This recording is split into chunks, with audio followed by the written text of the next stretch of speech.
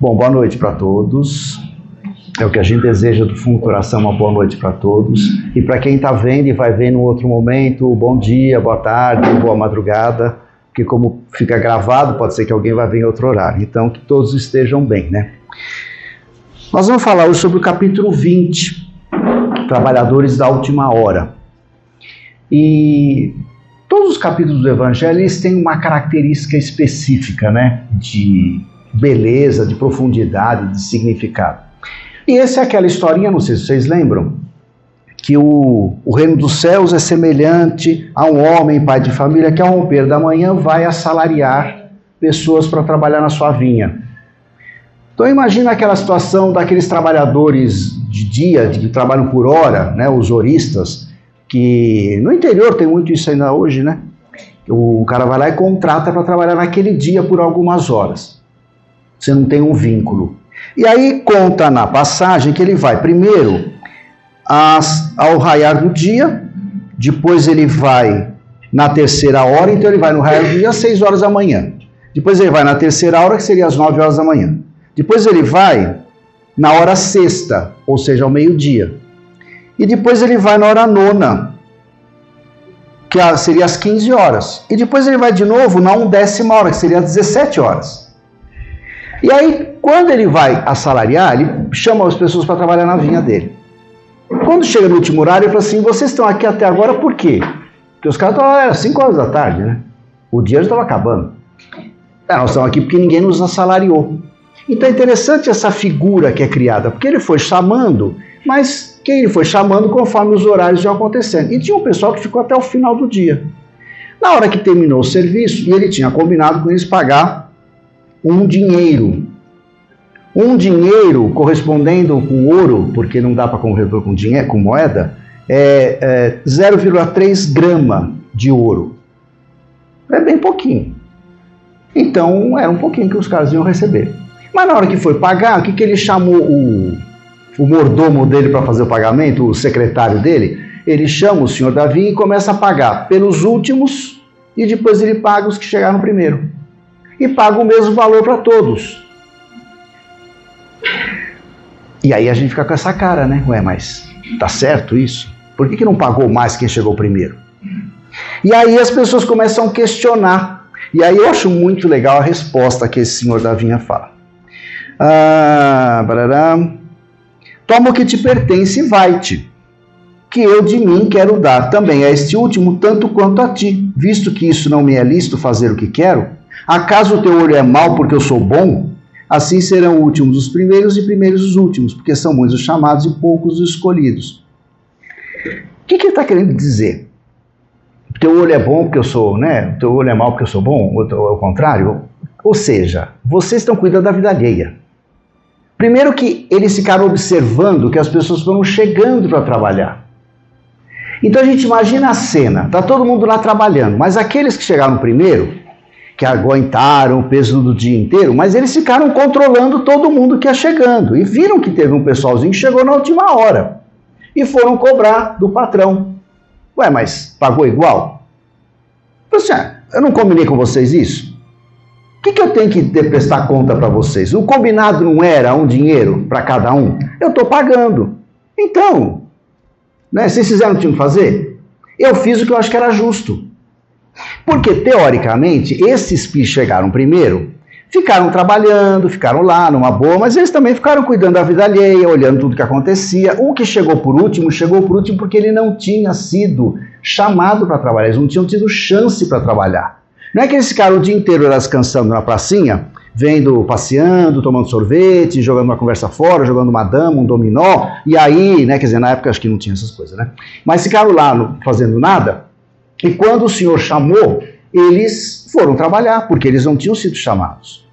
E eles, pelo visto, trabalharam tanto quanto os outros, em termos de dedicação. Então, o que é combinado não está errado. Não combinei que eu ia te dar tanto? Então eu estou te dando. Quem chegou primeiro porque foi chamado. Os que chegaram por último também fizeram a mesma coisa. E eu acho que tem um ensinamento que tem muito importante nesse ensino, nessa passagem. Jesus, como grande mestre, contava, né, as histórias para a gente poder se identificar com os personagens. essa coisa da gente cuidar da vida alheia. A gente cuida muito da vida alheia, né? Se a gente parasse de se preocupar com o outro, provavelmente metade dos problemas da humanidade iriam se resolver instantaneamente. Nós estaríamos fazendo um upgrade do planeta inteiro, se todos nós parássemos de nos preocupar com a vida alheia. Porque é bem essa história. Eles estavam controlando tudo e queriam saber e ainda cobraram do Senhor o quanto estava pagando. Paguei, eu quero o justo. E aí tem todo um contexto. Eles se dedicaram, eles não foram trabalhar antes porque não tinham sido chamados, não é que eles ficaram sem fazer nada por vontade própria. Então tem toda uma história, todo um contexto na história, por isso que ela tem um significado tão legal. E aí, essa questão de disposição para o trabalho. Eles fazem toda uma análise nesse capítulo depois sobre quem seriam os trabalhadores da última hora.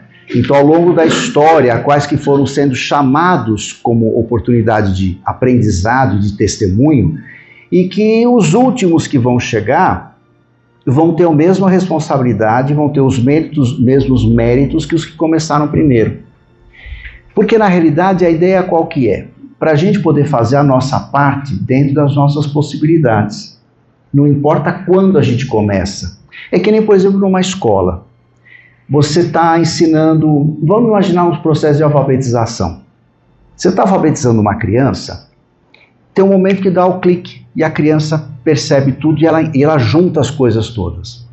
Tem crianças que logo no começo do ano letivo, do contato lá com o professor, a criança já começa a perceber e já descortina todo o processo de alfabetização.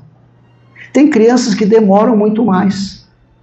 Na hora de você avaliar e promover ou não a criança, você não vai promover todas.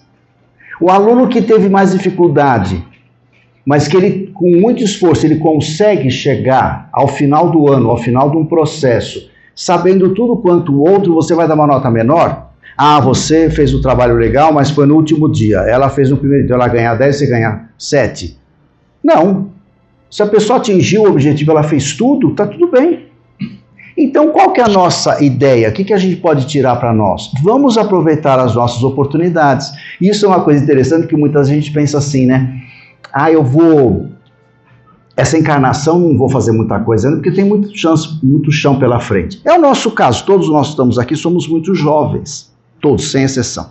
Aqui a média varia o quê? 20, 25, alguns têm 30. Tem gente que eu estou vendo com 14, 15 anos, não é verdade, Nancy? 22, Nancy, não é 22? Então, a gente, vou deixar para fazer depois. Não, a gente pode começar já. E aí aquele que já é jovem há mais tempo pode pensar, mas eu já estou muito velho, eu já estou com 80, estou com 90. A gente não sabe quando que nós vamos desencarnar. E a gente tem chão pela frente. E tudo que eu começar nessa encarnação fica guardado como experiência para a próxima. A gente não acredita na reencarnação? Se a gente não acreditasse na reencarnação, até teria uma certa lógica. Eu estou no fim dessa jornada, não vou fazer muito mais coisa, né? Vou ficar só deitado em berço esplêndido. Não. Tudo que você puder fazer, que você puder começar, mas eu vou começar um trabalho, vou começar um projeto, vou começar uma atividade nova, eu já estou com muita idade. Não, você pode começar. Aquela experiência, aquele conhecimento fica guardadinho. E você vai dar sequência a isso na espiritualidade ou numa outra encarnação. Então é bem essa questão de qualidade e quantidade.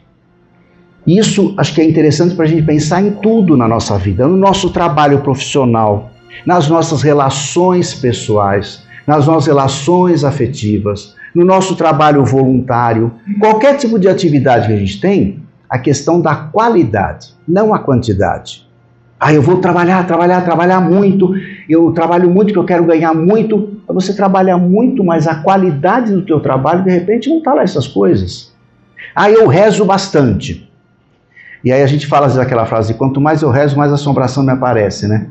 Porque a gente às vezes tem um monte de problema na vida, né? Às vezes a gente está numa fase da vida complicada, com um monte de dificuldades. Nossa, mas eu rezo muito. Mas o fato de eu rezar bastante, de eu orar bastante, não significa que eu vou tirar os problemas. Eu vou saber enfrentá-los de uma outra maneira.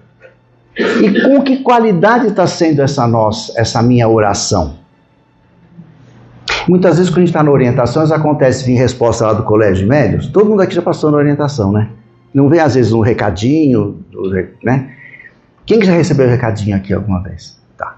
Quando vem no recadinho, às vezes vem assim, faça prece. Aí a pessoa fala, mas eu faço prece, né? Bom, se eles mandaram para você fazer prece, alguma coisa deve ter. Eu acredito que talvez a qualidade da prece não está lá, essas coisas.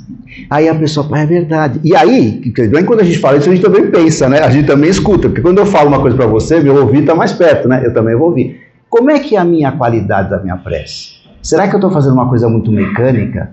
Será que ela está tendo quantidade de palavras? Eu oro um terço inteiro, olha que o terço é comprido, hein? Ou eu rezo o Pai Nosso, qual outra? Prece de Cáritas, oração de Francisco de Assis e mais uma meia dúzia de orações. Eu rezo todas essas todos os dias.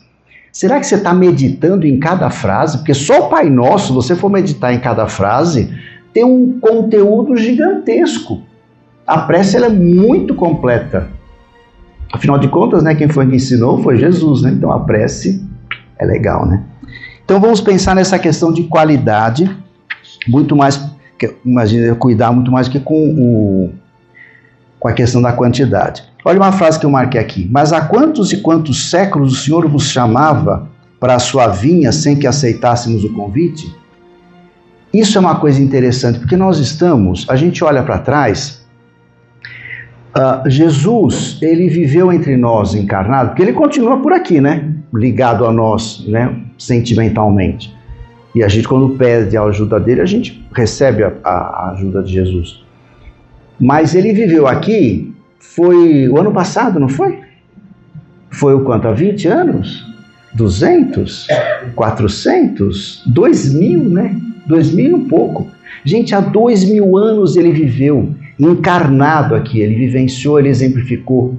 A gente estuda isso, pode ser que a gente seja espírita há pouco tempo, até porque o espiritismo é recente, né? Então a gente não tem muitas encarnações como espírita. Provavelmente essa seja a primeira ou a segunda, não sei. Mas não são muitas. A gente teve muitas encarnações em outras religiões. E a gente ouviu falar essas coisas, as historinhas de Jesus, elas permaneceram, elas estão aí, com a essência delas. E a gente hoje tem dificuldade e fica sempre repetindo aquela frase, mas é tão difícil fazer o que Jesus falava, mas é tão difícil, mas é Jesus que é o modelo, ele é Claro, se eu quiser hoje sair daqui e falar que eu vou fazer como Jesus, eu não vou dar conta. Porque existe uma pequena diferença, né? Pequena. Não sei no caso de vocês, mas eu ainda estou um pouquinho abaixo, né? Eu estou um pouquinho aquém da evolução de Jesus. Talvez tem algumas pessoas que estão mais perto, né?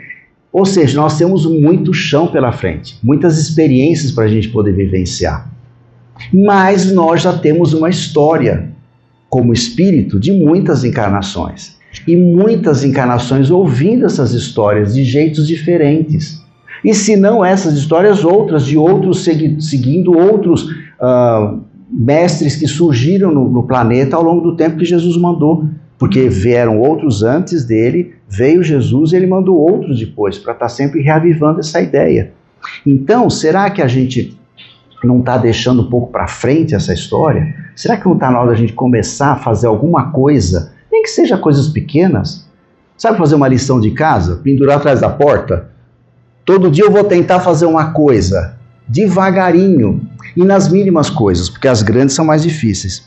E aí entra aquela coisa de fazer a nossa parte. A gente vive num planeta, num país, numa cidade, onde tem milhões de problemas. Problemas de todos os níveis possíveis e imagináveis. À nossa volta. E o que a gente pode fazer para minorar o problema dos outros? O que eu posso fazer para minorar os meus problemas? Então, eu me amar mais, me cuidar mais, ser mais tranquilo, controlar minha ansiedade e tentar ajudar os outros da medida possível. Isso é fazer a nossa parte. Isso é aproveitar. Isso é aproveitar o nosso tempo. Se a gente começou na primeira hora do trabalho ou na última, não importa, mas qual vai ser a nossa qualidade?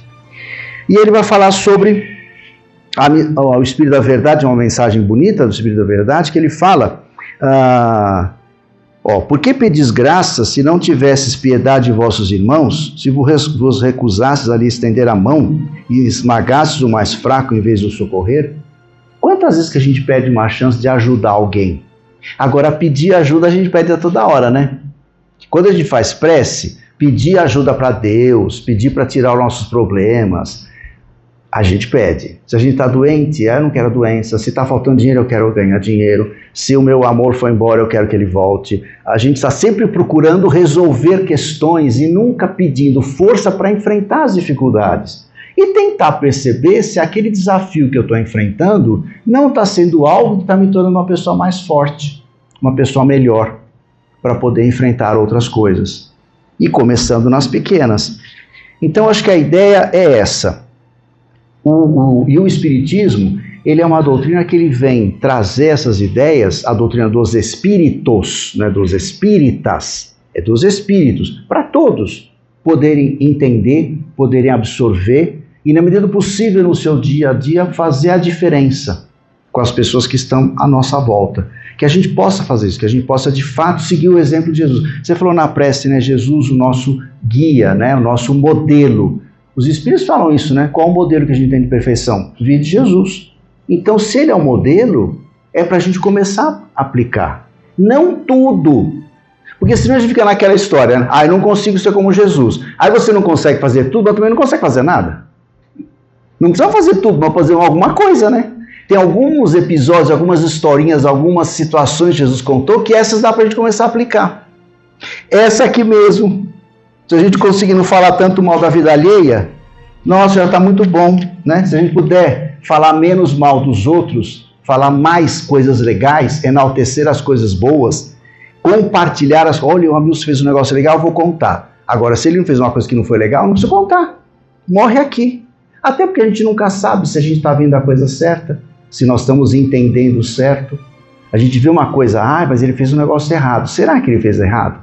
Ou será que eu vi com os meus olhos em maldade? Porque a gente tem isso às vezes, né? A gente é meio, né? A gente olha o que ele fez. Olha, tá vendo? Ela saiu com tal pessoa, chegou tarde em casa. Por que será? Chegou tarde em casa porque ela estava ajudando alguém, né? E a gente com a língua enorme da gente, né? Falando mal da vida do outro e a pessoa estava ajudando, por isso que ela chegou tarde em casa. A gente controlando o horário que a outra chega, né? O marido viajou e ela chegou agora, que absurdo, né? O marido viajou, ela foi ajudar alguém, foi visitar alguém no hospital e a gente falando que a pessoa vai fazer o quê? Foi fazer coisa errada? Ou ela ou ele, não importa, né? Porque a gente fala mal dela, não fala mal dele. Então, vamos começar a nos policiar o nosso pensamento nas mínimas coisas, que eu acho que isso faz bastante diferença. E que a gente possa, de fato, seguir o exemplo de Jesus, né? Que a gente possa, de fato, considerar como um modelo. Isso aqui não é um livro legal para estar na estante, para eu estudar, decorar. Olha, capítulo 28, item 7, o que fala? Eu sei tudo. Não é para isso, não. É para a gente ler, entender e ir praticando devagarinho, na medida do possível, mas praticando devagarinho, né? Que Jesus abençoe agora e sempre. Que a gente possa, de fato, seguir as pegadas dele, né?